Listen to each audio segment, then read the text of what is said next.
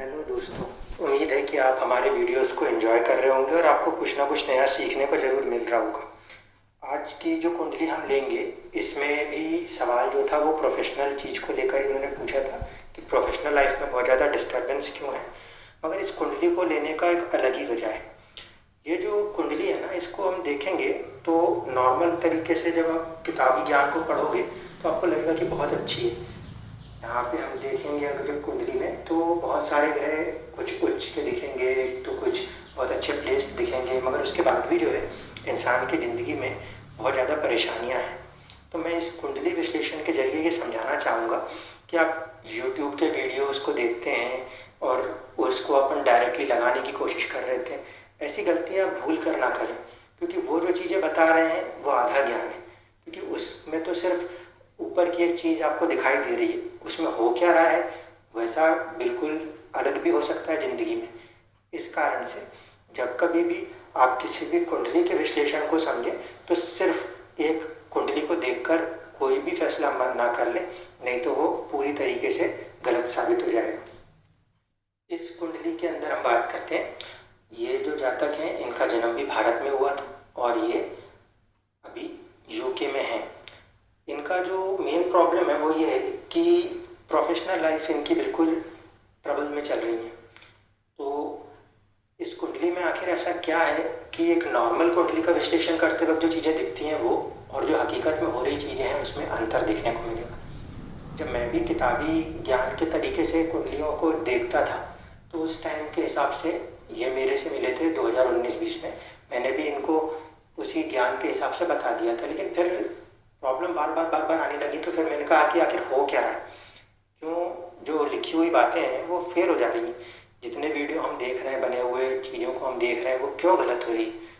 वैदिक मैथ्स और वैदिक एस्ट्रोलॉजी दोनों एक ही साथ दी गई हैं, तो फिर वैदिक मैथ्स तो बिल्कुल सही जा रही है, वैदिक एस्ट्रोलॉजी की पता नहीं पिक्चर क्यों बदल जाती है। तो अगर मैथमेटिक्स में एक फार्मूला दिया रहता है तो बच्चा जब उसके ऊपर काम करता है तो फार्मूला सही है, बट हो सकता है बच्चे ने कैलकुलेशन में कुछ मिस्टेक कर दी होगी, इसलिए उसके रिजल्ट्स जो होंगे वो फार्मूला सही होने के बाद भी गलत आएंगे।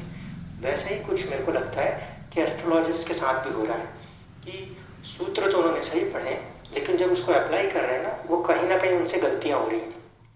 दिखा रहे हैं कि देखिए उच्च जगह बैठा है ये मिलेगा, वो बैठा है वो मिलेगा, मगर ज़िंदगी में वो चीज़ दिख नहीं रही। यही कारण है कि एस्ट्रो के अंदर रिसर्च जो है ना उसकी एक ज़रूरत से महसूस हो रही।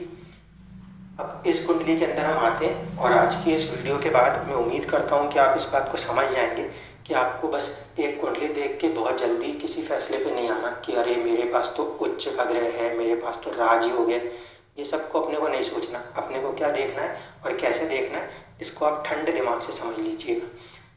ये जो कुंडली आई है ये है 3 नंबर यहाँ पे लिखा हुआ है, ये कुंडली का पहला घर होता है। इस पहले घर को हम कहते हैं हमेशा लगन। तो पहले घर को लगन कहते हैं, ये सबसे पहली गलती, क्योंकि इस चीज़ को जब हम देखेंगे तो हम आधी प्रेडिक्शन वहीं गलत कर देंगे। जो ये पहला घर होता है, इस पहले घर का एक मध्य होता है, वो मिड पॉइंट जो होता है उस पर जो राशि उदित होती है उसकी डिग्री को लगन कहते हैं। ये है वो डिग्री 25 डिग्री इस राशि की।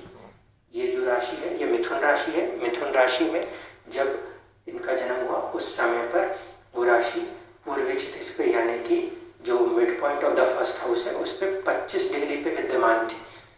उस समय वहाँ पे जो नक्षत्र मौजूद था वो पुनर्वसु नक्षत्र था। पुनर्वसु नक्षत्र जो होता है उसके जो स्वामी होते हैं वो होते हैं गुरु देवता।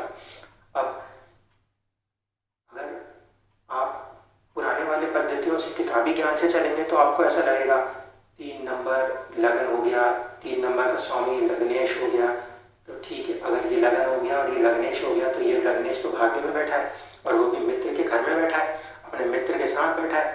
फिर उसके बाद इस इंसान की ज़िंदगी में प्रॉब्लम क्यों आ रही है? क्योंकि वो किताबी ज्ञान है, रियलिटी नहीं है। हकीकत को समझिए हो क्या रहा है। 3 नंबर लिखा है, ठीक है।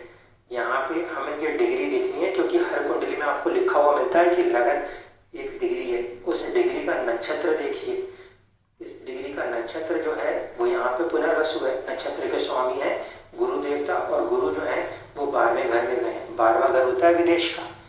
पिछली बार जो कुंडली हमने ली थी तो हमने जातिका की कुंडली ली थी तब भी हमने देखा था कि लगन का जो स्वामी होगा वो 12वें से जुड़ेगा तो इंसान विदेश जा सकता है, क्योंकि उसके अंदर एक सोच होनी चाहिए, उसका सबकॉन्शियस कहना चाहिए कि मुझे विदेश जाना है, तब वो विदेश जाता है। तो यहाँ पे एक सबकॉन्शियस माइंड है जो विदेश भेज रहा है।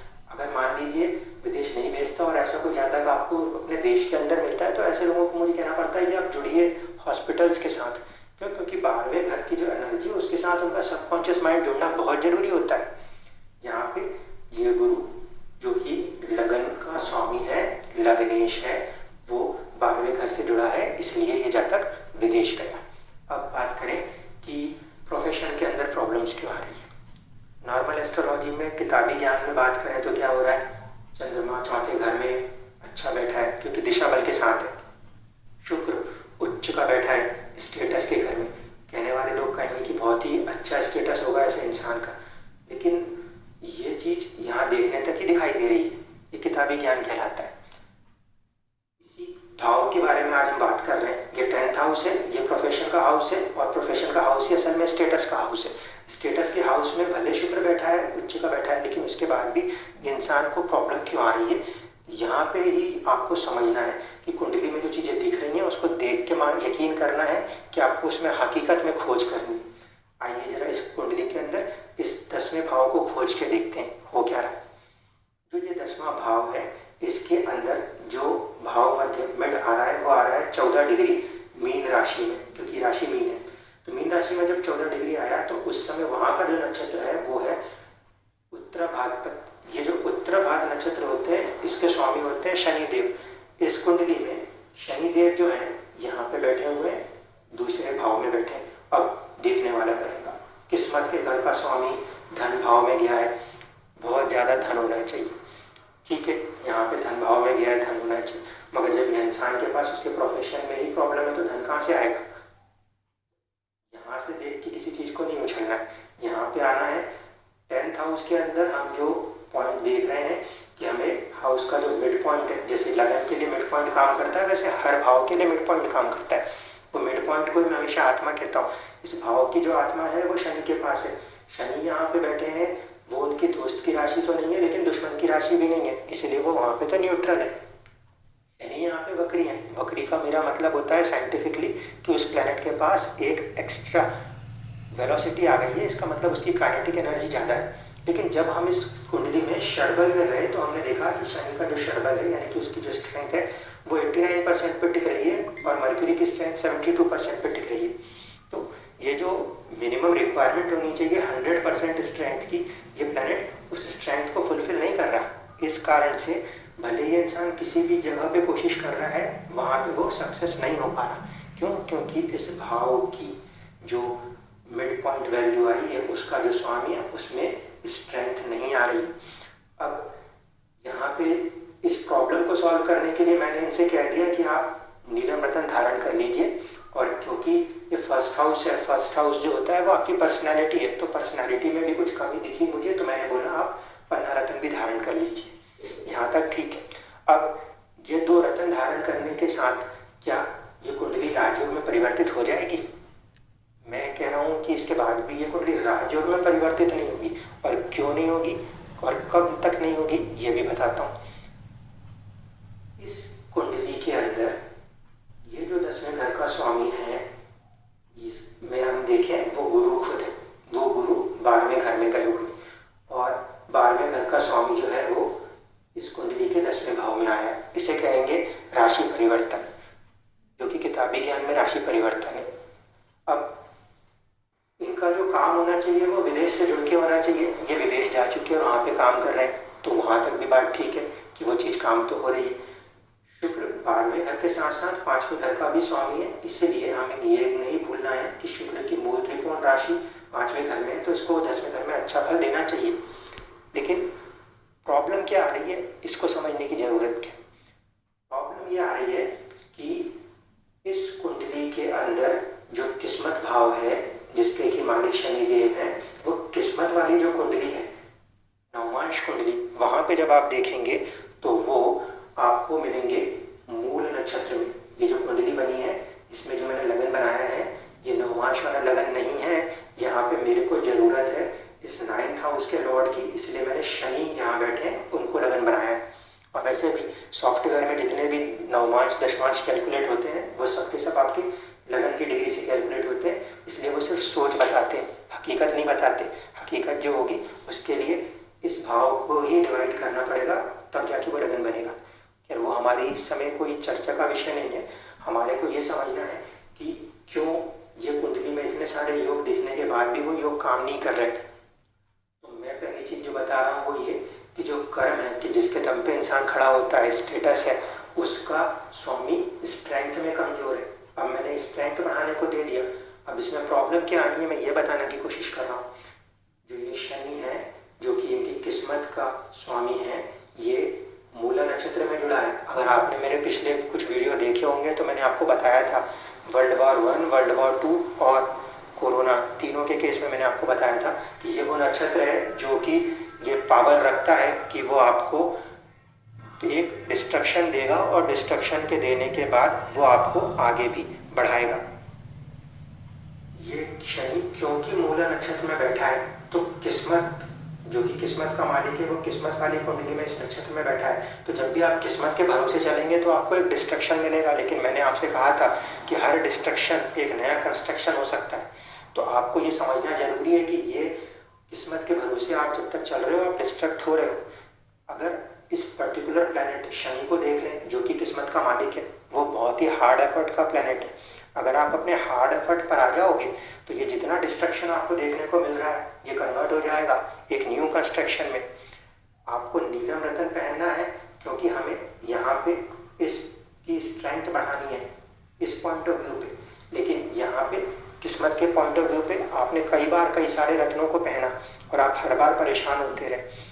आपका जन्म जो है वो 1977 का है, आज तक आपने बहुत बार ही कितने पंडितों से बात करी और प्रॉब्लम हमेशा आपको आई है।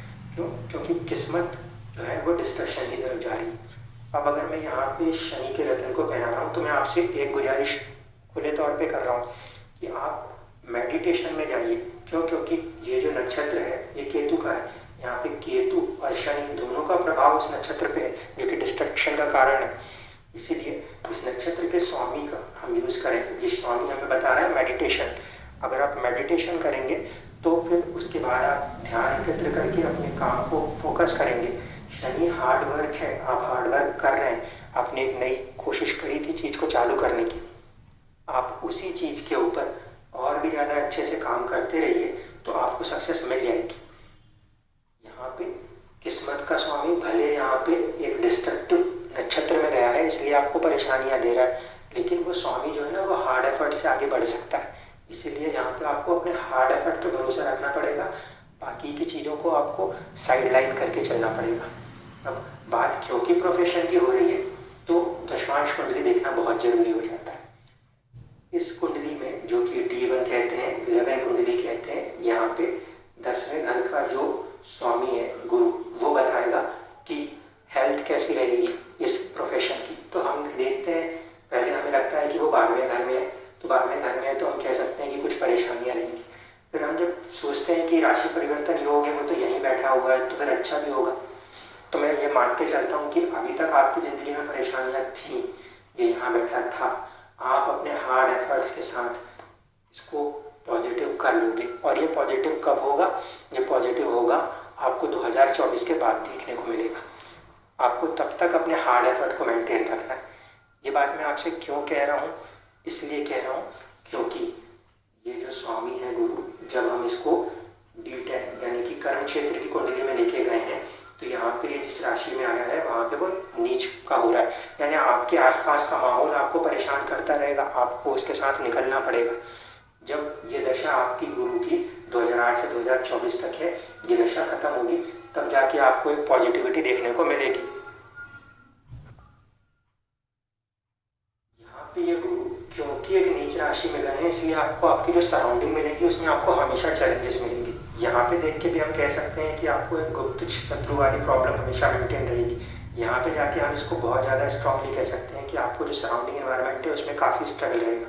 2008 से 2024 तक ये स्ट्रगल पूरा बना रहेगा। लेकिन ये बात को ध्यान से देखिए कि किस्मत में भी और कर्म में भी कुछ चीज़ें पॉजिटिव हैं। यहाँ पे मंगल जो है ये त्रिकोण भाव में आए हैं और सूर्य और चंद्रमा यानी कि आपका आत्मबल जो है वो आपके पास अभी भी अच्छा सा मेंटेन है, इसलिए आप आगे बढ़ सकते हो। जब ये दशा खत्म होगी तो शनि की दशा आएगी जो कि 8वें घर में बैठे हैं। 8वां घर जो होता है वो ट्रांसफॉर्मेशन का होता है, बदलाव आ सकता है और पूरी तरीके से बदलाव आ सकता है। यहाँ पे हम जब देख रहे हैं मंगल की आपको दशा चल रही है, आपने अपने काम को शुरू किया है, आप उसमें पूरा अपना हार्ड एफर्ट लगाए रखिए तो आपको पूरी तरीके से सक्सेस मिलेगी। क्योंकि लगन कुंडली में 10वें भाव के जो स्वामी थे वो दशमांश कुंडली में श्रवण नक्षत्र चंद्रमा के नक्षत्र से जुड़े थे।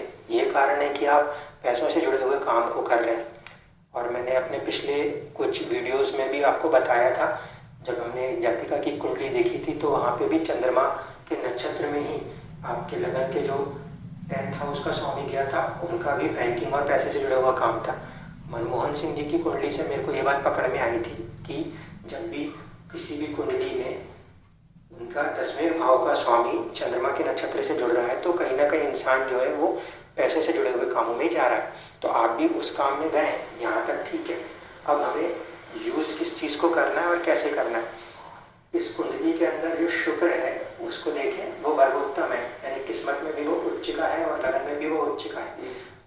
और साथ ही साथ यहाँ पे देखें तो सूर्य भी उच्च का है, चंद्रमा भी उच्च का है और मंगल भी मित्र क्षेत्रीय है। इस कारण से मैं आपसे कहूँगा कि किस्मत में मान लिया मैंने कि आपका शनि प्रॉब्लम कर रहा है, केतु प्रॉब्लम कर रहा है, लेकिन बाकी के ग्रह आपको पूरी तरह से सपोर्ट कर सकते हैं। आप सिर्फ अपने हार्ड एफर्ट्स के साथ आगे बढ़ते जाएंगे और जैसे जैसे भी दशाएं आपको आगे मिलती जाएंगी आप अपने आप को ग्रो करेंगे। मेन चीज़ ये है कि आप फोकस करिए, केतु कंसंट्रेशन, फोकस किस चीज़ के ऊपर, मेडिटेशन किस चीज़ के ऊपर, अपने किसी भी काम के ऊपर जो आप एक काम कर रहे हैं उस पर इतना फोकस कीजिए कि वो आपको फुल एंड फाइनल सक्सेस देगा। हार्ड एफर्ट जरूर लगेंगे लेकिन आपको पूरी तरह से सक्सेस जरूर मिलेगी। यहाँ पे ये वाली बात बताना बहुत ज़रूरी है कि जब कभी भी कोई सा भी रत्न धारण करते हैं तो कम से कम सामने वाले जातक को पूरी हकीकत बता दें। जैसे इनके लिए मैं बता कि यहाँ पे मुझे ज़रूरत है स्टेटस हाउस के प्लैनेट को स्ट्रेंथ देने की, लेकिन क्योंकि वो किस्मत को डिस्ट्रॉय करता है इसलिए मैं पहले बोल रहा हूँ कि यहाँ पे किस्मत में डिस्ट्रक्शन वाली प्रॉब्लम्स आती हुई दिख रही हैं। आपको उसका उपाय भी पैरेलल करना है।